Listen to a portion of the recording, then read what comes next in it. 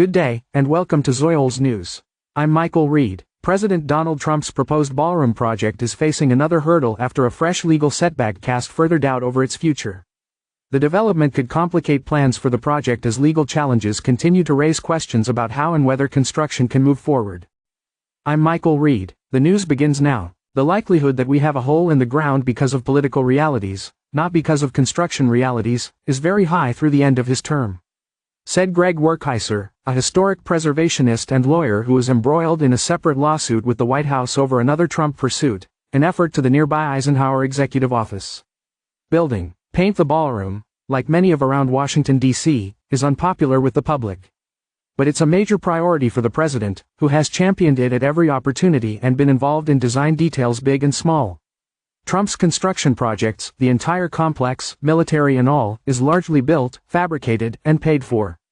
Much is already on site, or being delivered, Trump wrote on Truth Social after Friday's ruling, blasting the court and asking why the nation's top historic preservation group didn't sue before construction started. Planning for the ballroom began in the early months of Trump's second term, with the White House hit on July 31, 2025.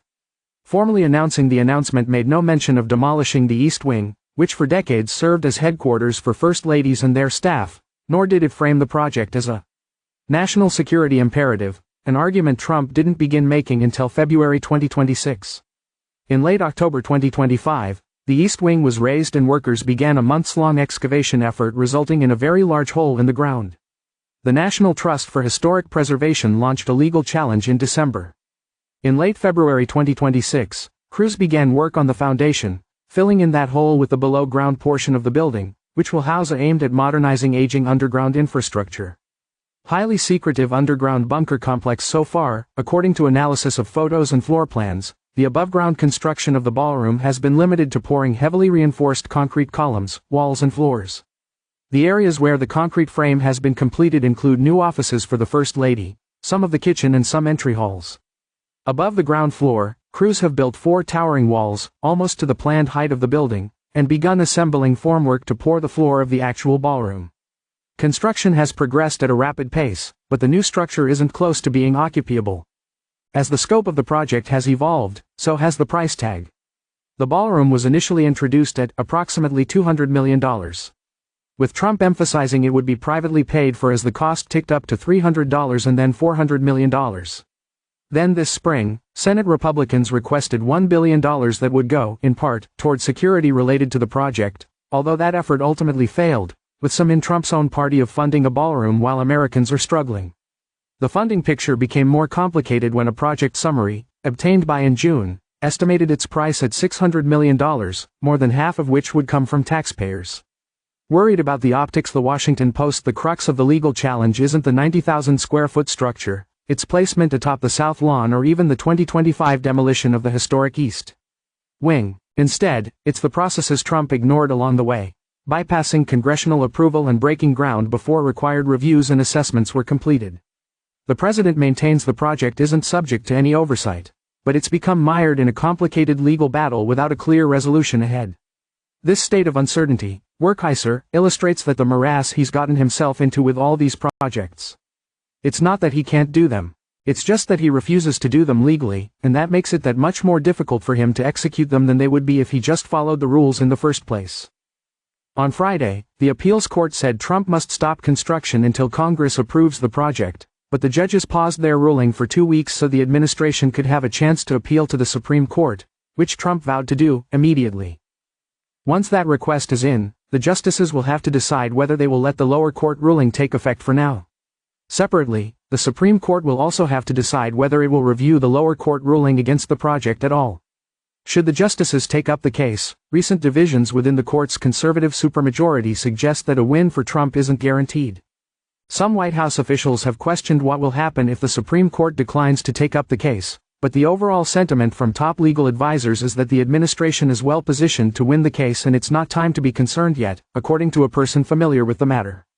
If Trump secures a victory, construction could continue on a project whose completion is estimated by summer 2028, a few months before the end of his second term.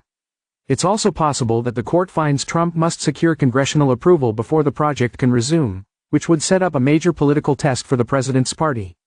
Approval would become especially unlikely if Democrats gain power of either chamber in the November midterms. And public opinion isn't on the president's side. In a recent CNN poll, said they were dissatisfied or angry about Trump's projects around D.C., like the Ballroom and renovations at the Lincoln Memorial reflecting pool. 58% of Americans. Trump began messaging the Ballroom as a national security necessity in late February. He zeroed in on that message after Friday's ruling, saying it's being built for the protection of our country and, additionally, all future presidents. And highlighting some of the features of the underground bunker, including bomb shelters, medical facilities and top-secret military facilities. But the appeals court said Trump could continue work on the below-ground complex even while construction of the above-ground ballroom is paused, with the judges noting that the president could, for example, put a fully protective covering over the underground construction and other exposed portions of the construction site to ensure the bunker isn't unprotected. Experts suggested that even if ballroom construction is legally forced to come to a halt, work on the bunker could proceed to eliminate the national security threat Trump has warned exists and also shore up the hole from any health and safety hazards. Hypothetically, if you stop construction now, you could redesign this and have an underground facility and reconstruct the east wing on top of it and just close off the site.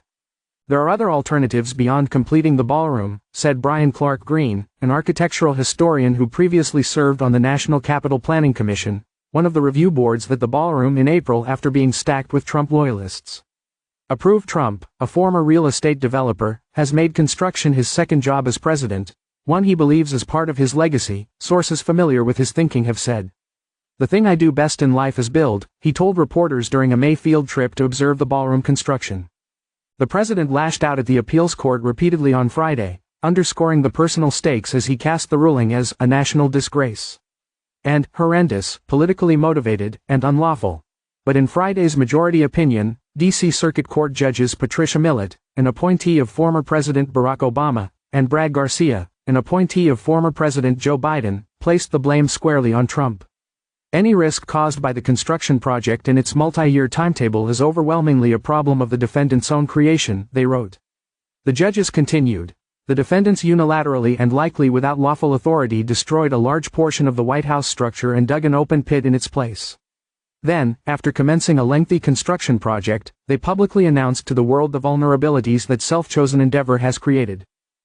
That is the latest on President Trump's proposed ballroom project, which now faces further uncertainty following the latest legal setback. The case could have a significant impact on the future of the project as legal challenges continue. We'll continue to follow the developments and bring you verified updates as more information becomes available. For more breaking news and in-depth coverage, stay with Zoyols News. I'm Michael Reed, thanks for watching.